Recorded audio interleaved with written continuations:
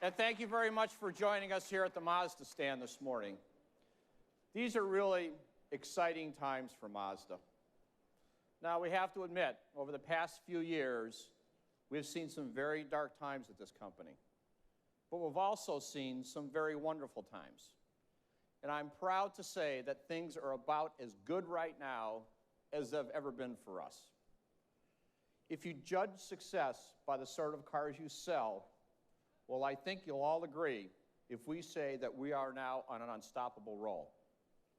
Whether it's the Mazda 3, the Mazda 6, or the CX-5, I'm confident enough to say that they are the best cars in their respective segments, bar none.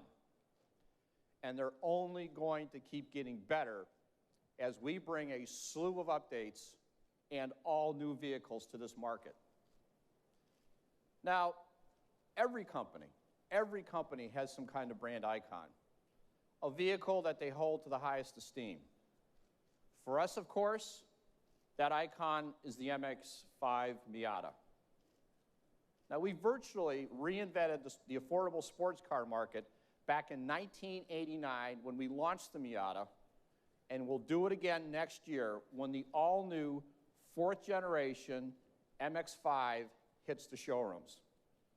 Here making its North American Auto Show debut, ladies and gentlemen, the 2016 Mazda MX-5 Miata. Great job by the R&D and design teams. Thank you very much, you guys. Thank you very much.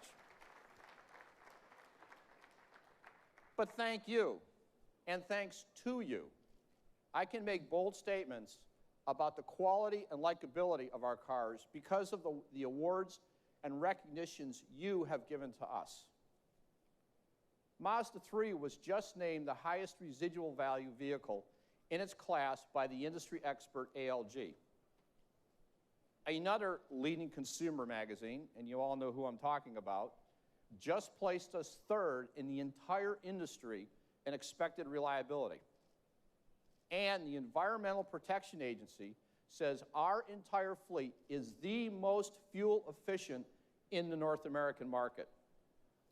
We've run comparison tests, and we've won the hearts and minds of consumers. Our customers are among the youngest in the business, and those same customers awarded the Mazda 6 the J.D. Power Appeal Award because they liked it more than any other midsize sedan. It's also proving out in our sales numbers. Yes, the industry is growing here in North America, but Mazda is growing faster. But why? As always, it comes back to product. That's what makes this business so magical, and that's why we're all here today. The MX-5 isn't the only new vehicle we're here to show you today. So let's get to it. Our Director of North American Design, Derek, come on up.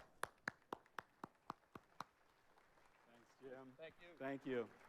My name's Derek Jenkins. I'm the Director of Design for North America. I've had the pleasure and honor to be able to work on the all-new MX-5. And this car is significant because of the 3 prior generation MX-5, this represents probably the biggest evolution or biggest step in the design history of the MX-5. It starts with the face of the car. The face of the car is a lot more dramatic. It's a lot more aggressive than the outgoing model. We've managed to get the front end of the car impossibly low to the ground, especially if you're a car this size. We've also increased the width of the car, so it gives it a much more planted stance look than the outgoing car. You can see the fender pulls back really dramatic. We've pulled the seating position and the A-pillar a lot farther back, and that gives you that nice balance of a contemporary front end, but with a very classic profile, a very classic proportion. Kept the body side very clean. You can see there's no real hard lines or creases. We really focused on manipulating light and volume to give us a special tension through the car. A lot of power over the rear wheel, really giving the car that driving forward momentum. And then the car has this very dramatic taper to the back of it, again, keeping it dramatic, but absolutely classic. Lastly, we worked really hard to step it up on the interior design. Exteriors flowing into the interior with body color panels, and a lot greater attention to detail and fine finishes, a lot of metallic treatments. but above all else, creating an environment that's great to drive in. Ultimately, it's not a successful MX-5 unless you absolutely want to get in and drive it. The 2016 Mazda MX-5. So, thank you. Thank you. As Jim said a few minutes ago, the magic of this industry is that the products, the cars, the SUVs, they never stop coming. Whether you're talking about completely new products like the MX-5 or just great products that are making them better. And on that note, ladies and gentlemen, it's my pleasure to introduce to you for the first time the refreshed 2016 Mazda 6. Now, you can take a look at the car out front later, but if you look up at the screen behind me, you'll see a couple of the key changes. For starters, we've redone the entire front fascia. I know it seems crazy because the car's already beautiful, right? But we went through and refreshed the front end. We simplified it. We again improved the stance of the vehicle. We've made our signature grille shape even more defined and more three-dimensional with greater attention to detail. We've gone farther with the lighting signature, so this is a lot more defined and a lot more powerful, and it keeps it in line with the rest of the products in our segment. If you take a look at the interior of the car, we've also made a big, big step forward, of course, taillights as well. If you look at the interior of the car, that's where the big, big changes happen. The Mazda 6 already had a very, very nice IP instrument panel, but we've just gone through and brought it in line with the rest of our products, and again, a much more powerful center console and nicer treatment to the materials, the finishes, and the fine quality elements.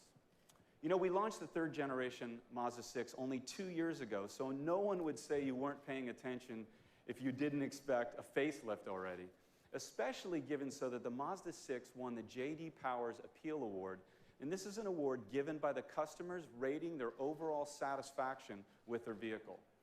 But we took a car that's already top of its game, that's already the very, very best in the segment, and we've made it even better.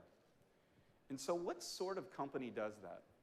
I'll tell you, it's a company that doesn't stand still. It's a company that doesn't think that good enough is anywhere good enough. Actually makes my job quite difficult, but that's another point.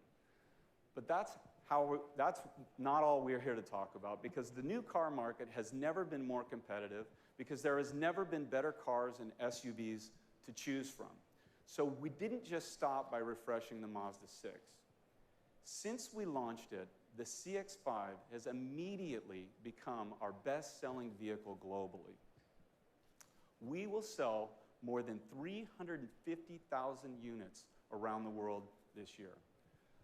So how do you keep a car at the top of its game? Simple. You keep it fresh, you keep updating it, and you keep making it better before the customers are even asking for it. Ladies and gentlemen, introducing the refreshed Mazda CX-5. Again, you can see the car out in the front of the stand a little bit later, but if you take a look at the screen, a similar approach to Mazda 6. We came through and tightened up the front end, put the focus and energy on updating the grille area, updating the signature, bringing it in line with the other products, and adding a little bit more premium quality and sophistication, highlighting the lighting signature and making that a little bit stronger. We've also updated our complete wheel program for the car. And then again, another big story is on the interior of the car. Focus on materials, stronger center console, really elevating Mazda's interior game. So the new MX-5, the world's best-selling two-seat roadster, the new Mazda 6, the highest-rated mid-size sedan, the new CX-5, the second best-selling vehicle we offer globally. That's a lot of new vehicles for any manufacturer. And that's an unthinkable amount of vehicles for a company the size of Mazda. But we're not done yet, guys. Let me step off stage and turn the microphone over to the big boss here from Hiroshima, Japan, Masamichi Kogai-san. Kogai-san?